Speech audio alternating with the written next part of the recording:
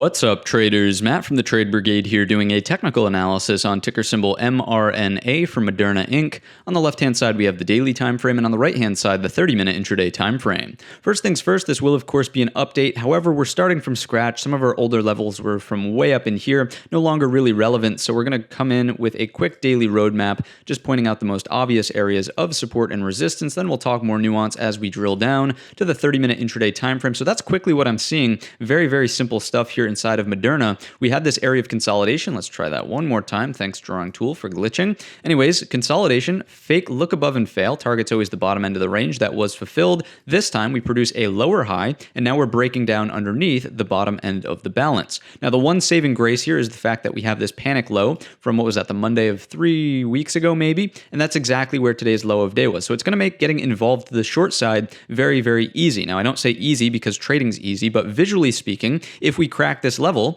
and look left, you'll notice, if I can scrunch, there we go, there's not a whole lot, right? There's really nothing until we get back down to here, which is roughly 116. So 138 down to 116, fairly solid trade on your hands in terms of Moderna and a $150-ish stock, right? So to me, that's definitely something to worth watching for. And again, that's just sort of playing out this bear flag on the daily time frame for continuation. Who knows? It might get here and continue even lower based on a measured move from here to here. Stacking that on top, it starts to look something like that, really closer to 100, the nice psychological number, but that's a little bit speculative, one step at a time, of course.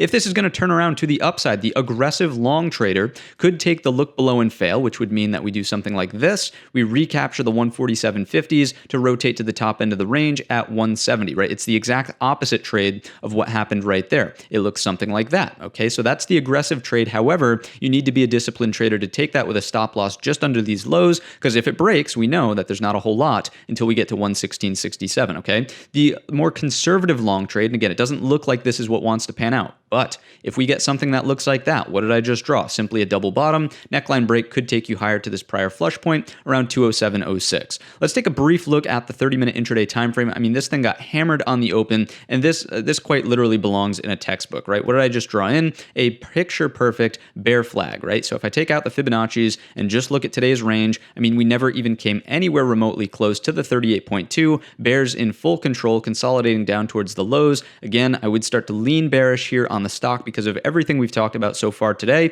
But if it is going to flip long, you have the areas and the patterns to pay attention to if that's your prerogative, essentially. So that's going to wrap up the video. If you enjoyed it today or learned anything new, let me know in the comments section or by giving the video a thumbs up. Don't forget our main channel is linked in the description. And all of that being said, I wish you a green trading week.